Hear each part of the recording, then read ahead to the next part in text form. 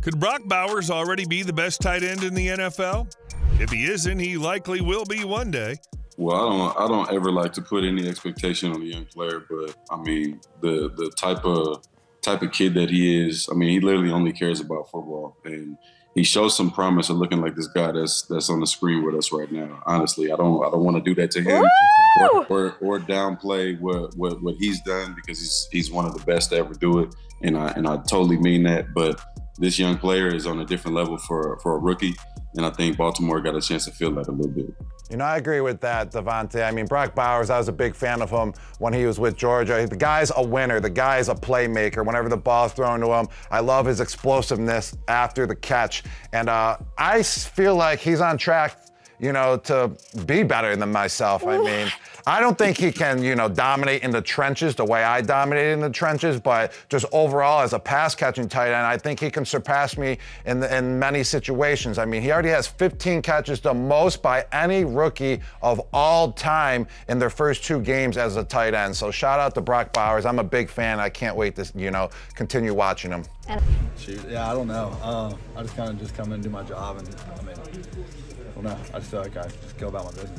Brock, you know, Rob Gronkowski, I'm sure you heard, he said he thinks you can surpass him as a pass-catching tight end. What'd you think about that, Rob Gronkowski praising you in that regard? Yeah, no, I mean, that was pretty sweet, just hearing him say that, just because, I mean, I looked up to him when I was little, like, just watching him when I was growing up, and, I mean, you want to be like him, so, I mean, it's pretty cool hearing that. It's not every day that all-time greats like Davante Adams and Rob Gronkowski rave that highly about a rookie. But the feeling right now is that Brock Bowers is just different. Bowers was projected to go top 10 in the draft, so it was somewhat surprising that he slipped to the Raiders all the way down at the number 13 slot. But I guess that's what happens when teams go quarterback crazy early on. Of the first 12 selections before Bowers, 6 of them were quarterback prospects, and a couple of them definitely weren't projected to go that high. When it comes to drafting quarterbacks in the first round, it's definitely a shoot for the stars mentality. Often, teams totally whiff when drafting quarterbacks in the first round. However, without a star quarterback on your roster, it's unlikely that your team will go anywhere. But in retrospect, you gotta think that some of those teams are wishing they took Bowers. And a few of the teams that picked wide receivers might be wishing they took Bowers as well. We think that teams were overlooking the value that a generational talent like Brock Bowers brings to the table based on his combination of size, skill, IQ, and above all else, his versatility. Tight ends are becoming increasingly popular weapons in the NFL because in many ways they're seen as hybrids.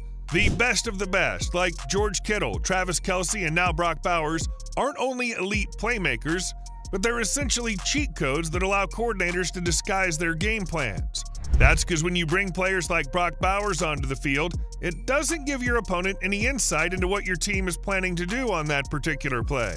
Defenses could put double coverage on Bowers since he's an elite receiver, and then he'll just seal off both defensive backs as a run blocker, paving space in the running game. Since Bowers is so elite as a pass catcher, people might not realize how impactful the dude is as a blocker. Bowers is fast, smart, and physical. He understands his assignments and uses physics and skill to flat out make plays. He's not quite a mauler like some of the massive block-first tight ends in the league, but he's exceptional at getting out into the open field and knocking defenders on their butts. Taking that into consideration, teams have to strongly consider the risk they're taking when they throw additional DBs on the field when they see Bowers' number. Unfortunately, that still might be their only option, because as a pass catcher, he's already looking like an all-time great. We know it's early, but he's already on pace to break records.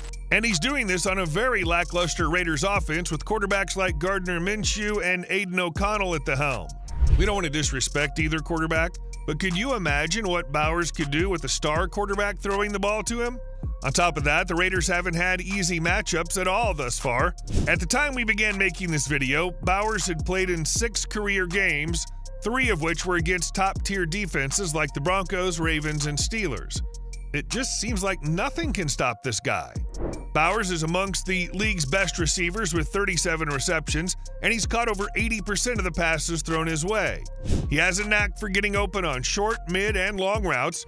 He's one of the best at breaking tackles and finding space on screen plays. And downfield, when plays break down, he has the IQ to go off script and get open for his quarterback. By excelling in so many areas of the game, he's quickly earned a reputation as being one of the most reliable players in the league. And the scary thing is, he's still just getting started. I mean, you know you're doing something right when your head coach talks about you like this. To be honest, I mean, we knew what we got, just didn't want to speak on it until you did it. Now it's out there, and there's no hiding it. He's a really good football player. He's tough. He loves the game. He doesn't care how he looks, how he talks. He just wants to play ball. Bowers clearly has all the ability and is saying and doing all the right things. The sky is truly the limit for him. He's not only looking to lead tight ends in receiving yards this year, he's looking to break the all-time rookie tight end receiving yard record set by Mike Ditka in 1961 for the Bears. Ditka, who's considered an all-time great and comfortably sits in the Hall of Fame, recorded 1,076 receiving yards over 60 years ago to set the bar. As of now, Bowers has 384 yards through 6 games, meaning he's averaging 64 receiving yards per game. At his current pace, he would break Ditka's record during the Raiders' 17th and final game of the season. However, Ditka set the record when teams only played 14 games, which is truly remarkable. That means in his rookie year, Ditka averaged close to 77 receiving yards per game. So Bowers will need to pick up his pace significantly if he wants to truly outperform Ditka's rookie season. However, what seems more realistic is that Bowers is going to break the all-time rookie reception record for a tight end set last season by Lion Sam Laporta. In 17 games, Laporta caught 86 passes, breaking Keith Jackson's 35-year standing record.